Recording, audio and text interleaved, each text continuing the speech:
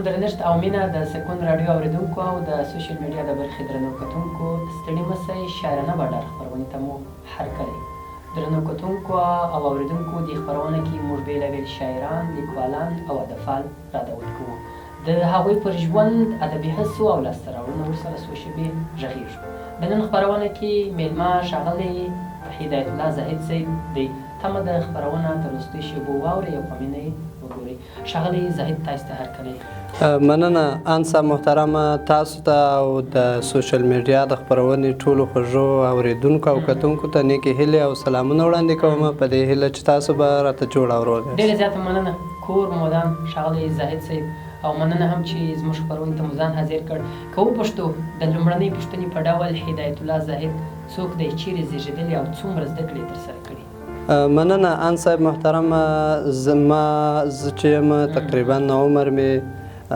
دغه 15-16 کاله شاوخوا دی او زیږېدلی اصلي ټاټوبی مې زابل ولایت دی نو اوس فلحاله استوګن همدلته هلمند کې یم لښکرګاه ښار کې یم او زده کړې مې تقریبا مکتب دیني عصري زده کړې مې تر 12 صنف پورې کړې دي او دیني زده کړې چې دی هغه تر وړې دورې پورې ښاغلی زاهد که وپوښتو ولې مو شعر لیکلو ته مخه کړل لامل یې څه او څومره وخت کېږي چې شعر لیکئ مننه انسا محترمه دا خبره جواته ده چې هغه سړي سره چې درد د عاطفه د وطن مینه او د خاورې مینه د اسلام او د دین مینه وي نو هغه مجبوره کېږي چې شعر و شاعرۍ ته مخه کړي او د هغه خپل د زړه درد له نورو سره شریک کړي څومره وخت کېږي شعر لیکئ تقریبا انسا محترمه 14 کاله کېږي زما د شعر و شاعرۍ چې په همدغه مسلک کې اخته تعداد د شعرونو څومره دی تعداد یې تقریبا د 500-600 پر شاوخوا غزل شعرونه دي او نظمونه او ترانې بیا تعداد نه راته معلومېږي چاپ کتاب ستا چاپ نه تر اوسه پورې کتاب چاپ نه لرم لامل څه دی چې چاپ کتاب زاهد نه لري نو انسا محترم دا چې زمینه نه ده برابره سوې او بل دغه زموږ شعرونه چې دي اکثره ما داسې په ښه ترتیب باندې سره راټول کړي نه دي ځکه ځینې ورک سوي دي ځینې په کتابچو کې لا اوس هم نادرکه دي خو بیا هم راتلونکي کې کېدای شي چې کتاب هم چاپ کړو امید شته غزل اورو ستا له شاعرۍ څخه به غزل واورو مننه یوه غزل د انصاب د مینې کال کېږي ته نه راځې نو د مینې کال کېږي ته نه راځې نو له ما جنجال کېږي ته نه راځې نو د اشارو خبرې ورانې کړلې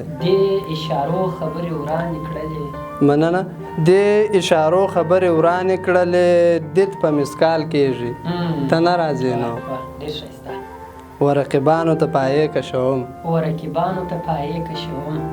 مننه انصاف یو څه شوق دی بخښنه غواړم ورقیبانو ته پایې کشوم په تا مې خیال کېږي ته نه راځې نو 100 زیات و کم ورځې دي اوس 100 زیات و کم ورځې دي اوس د سور دسمال کېږي ته نه راځې نو زاهد دی ناست دی و مجلس ته ښکلې زاهد دی ناست دی و مجلس ته ښکلې حال و احوال کېږي ته نه راځې نو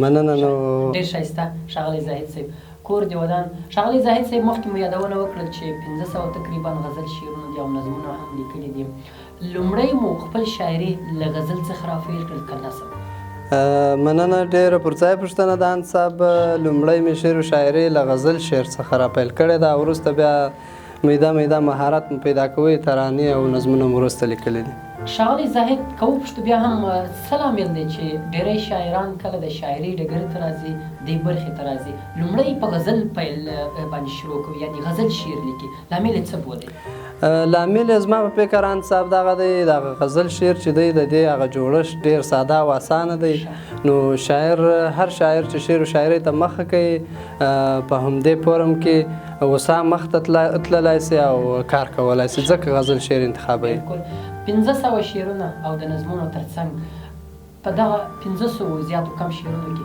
کوم موضوعات مو ډېره برخه ځانګړې کړې یا کوم موضوعات مو ډېره ترجیح ورکړې تر څو ستاسې په شعرونو کې هغه زیات وي؟ مننه ان صاحب، زما په شعر و شاعرۍ کې په هر بخش کې مې کار کړی دی. دغسې ځانګړې برخه نشته چې زه اوس هغه درته په ګوته کړم چې په دې برخه کې مې ډېر کار کړی دی. البته عشق و حماسي شان مې لیکلی دی، وطني، نعتیه، په هره برخه کې مې کار کړی دی. د نظم په لیکلو کې ځان ارام احساسوئ که دغسې؟ مننه ان صاحب، ما لومړی هم درته وویل چې د شعر په فورم کې مې غزل انتخاب هم دی او ځان ډېر وسا پکې احساسوم. له تا نظم اورو خپرونه دې شروع کړي.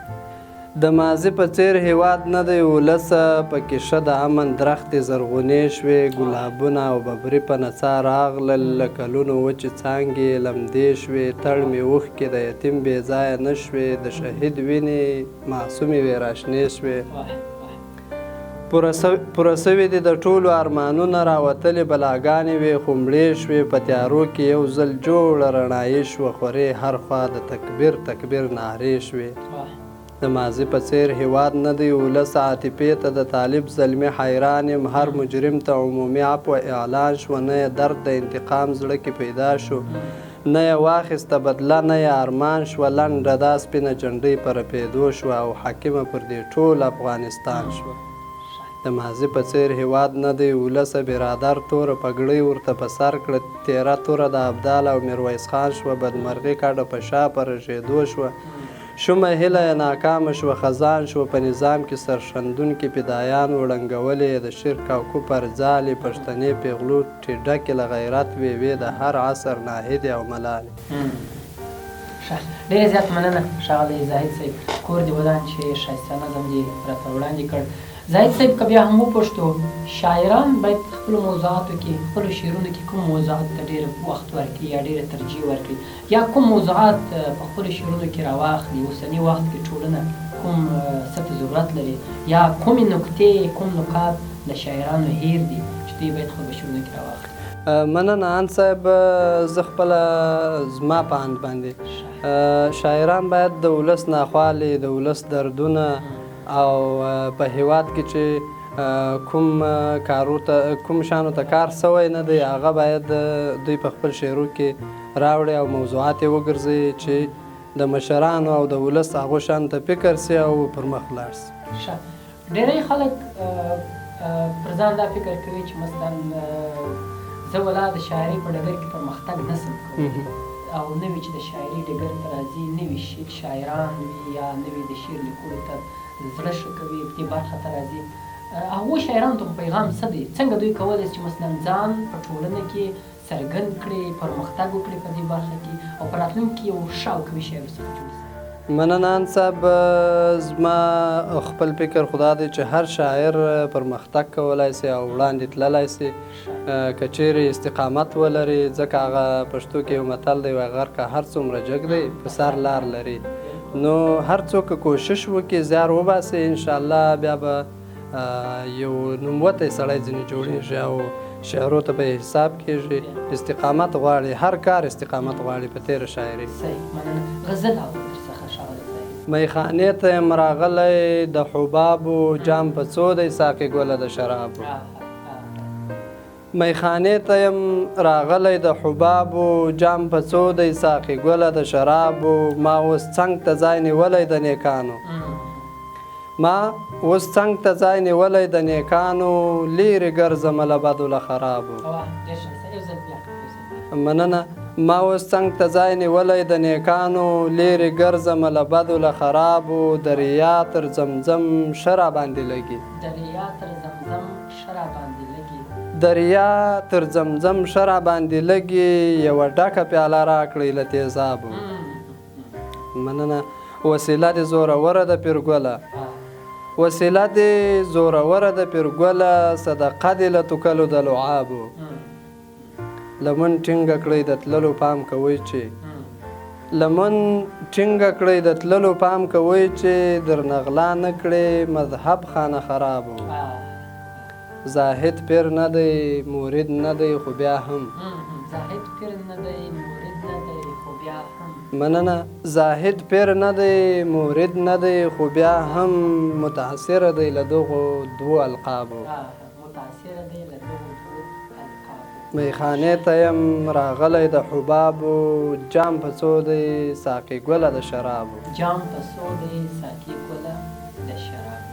مننه. ښاغلی زاهد صاحب، هلمند کې مو او هیواد په کچه د خوښ شاعران څوک دي؟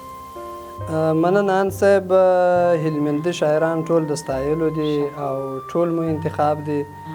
دغسې ځانګړی کس نسم درته ښودلی چې دا مې انتخاب دی، ځکه ټول شاعران، هر شاعر چې ښه شعر ولیکئ، ښه مفهوم و معنا یې ودرلودله، هغه زموږ انتخاب دی او ستایو یې.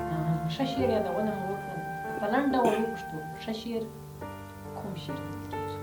مننه ان صاحب، مخکې مې دې موضوع ته اشاره وکړله چې هر هغه شعر چې د ولس درد پکښې وي او د هیواد ناخوالې راخیستې یا د هیواد پرمختګونه پکښې بامفهومه شعر یې، هغه ښه شعر دی. ډېر زیاته مننه ښاغلی زاهد صاحب. غزل درڅخه اورو خپرونې شي وکړي.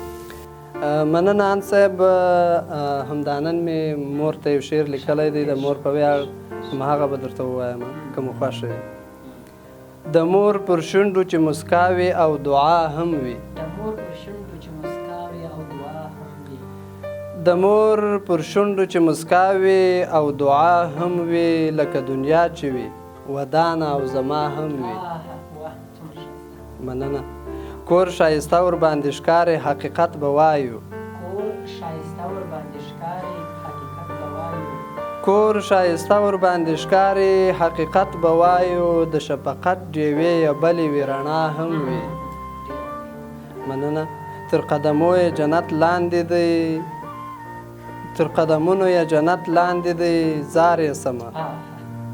تر قدمونو یې جنت لاندې دی، زار یې سمه. لا بې تر دغه مقام څو چنده بالا هم وي. چا چې یې وتړله ملا خدمت ته بر تللی دی. چا چې یې وتړله ملا خدمت ته بر تللی دی، تل بریالی وي په ملګرو کې اعلی هم وي. زاهد خوړلې د چمبه د مورکۍ ځکه نو اوس.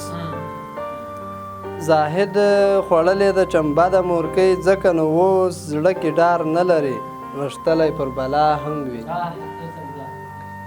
مننه. زاهد خوړلې د چمبه د مورکۍ ځکه نو اوس، زړه کې ډار نه لري، غښتلی پر بلا هم وي. ډېر زیات مننه ښاغلی زاهد صاحب. کور دې ودان چې مننه ان صاحب، له تاسو نه هم مننه او د همدې رسنۍ له ټولو همکارانو او مشرتابه څخه مننه چې موږ مو د دې خپرونې وړ او مستحق وګڼلو او راومو غوښتلو. مننه. د سکون راډیو قدرمنو اورېدونکو او د سوشل میډیا درنو لیدونکو، نننۍ شاعرانه بڼه خپرونه